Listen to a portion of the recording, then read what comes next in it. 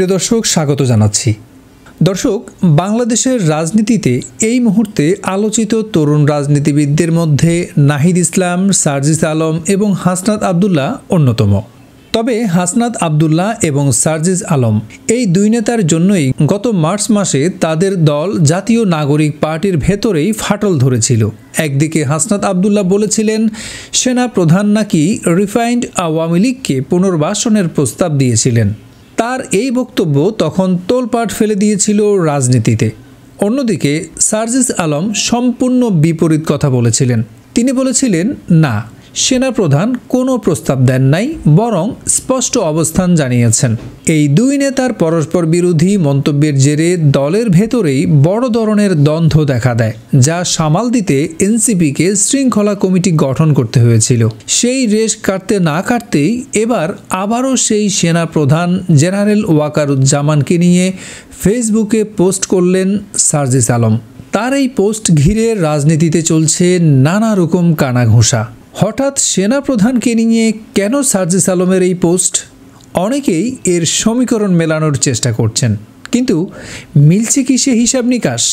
চলুন আমরাও একটু বিষয়টি বোঝার চেষ্টা করি। সার্জিস আলম তার সাম্প্রতিক পোস্টে সেনাপ্রধান জেনারেল ওয়াকারুজ্জামানের মানবিকতার প্রশংসা করেছেন।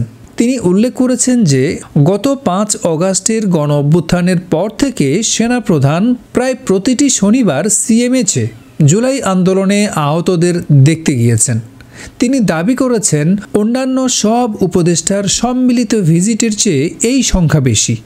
সার্জিস আরও দাবি করেছেন সবচেয়ে গুরুতর আহতদের উন্নত চিকিৎসা নিশ্চিত করা হয়েছে ঢাকা সিএমএইচে এবং চিকিৎসা বাবদ ব্যক্তি প্রতি সবচেয়ে বেশি ব্যয় হয়েছে এখানেই।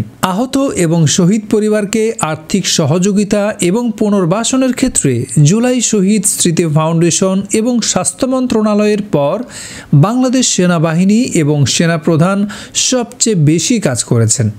রাজনৈতিক বিশ্লেষকদের অনেকেই মনে করছেন গত মার্চের বিতর্কিত মন্তব্যের পর সেনাপ্রধানের প্রতি যে নেতিবাচক ধারণা তৈরি হতে পারত, সার্জিসের এই পোস্ট তার একটি ক্ষতিপূরণমূলক উদ্যোগ। সেনাপ্রধানের মানবিক মুখ তুলে ধরে তিনি হয়তো সম্পর্ক স্বাভাবিক করার চেষ্টা করছেন। দর্শক, আপনারা জানেন সম্প্রতি গোপালগঞ্জে পদযাত্রার সময় সেনাবাহিনী যেভাবে হাসনাত, নাহিদ, সার্জিসদের পাশে দাঁড়িয়েছিল এবং সেনাবাহিনীর গাড়িতে তুলে এনসিপি নেতাদের নিরাপত্তা প্রদান করেছিল, তা ছিল তুমুল আলোচিত একটি বিষয়।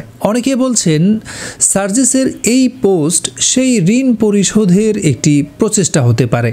আবার কেউ কেউ বলার চেষ্টা করছেন এটি সেনাপ্রধানের কিছু সিদ্ধান্তের প্রতি সার্জিসের নীতিগত সমর্থন, অর্থাৎ সামরিক বাহিনী যে দেশের জনগণের পাশে আছে সেই বার্তাটি তিনি স্পষ্ট করতে চাইছেন।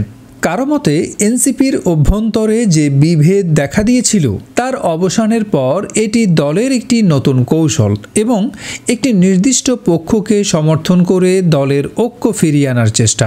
তবে সার্জিসের এই পোস্ট যে রাজনৈতিক মহলে নতুন করে আলোচনা এবং জল্পনা কল্পনার জন্ম দিয়েছে তা বলাই বাহুল্য। বিশেষ করে যখন আগামীতে দেশের রাজনৈতিক পরিস্থিতি আরও জটিল হওয়ার সম্ভাবনা দেখা যাচ্ছে, তখন এমন পোস্টগুলোর গভীর অর্থ খোঁজা জরুরি। প্রিয় দর্শক, আপনার কি মনে হয় এটি কি নিছকই একটি প্রশংসা, নাকি এর পেছনে লুকিয়ে আছে গভীর কোনো রাজনৈতিক সমীকরণ? জানাতে পারেন মতামত। সাথে থাকার জন্য ধন্যবাদ।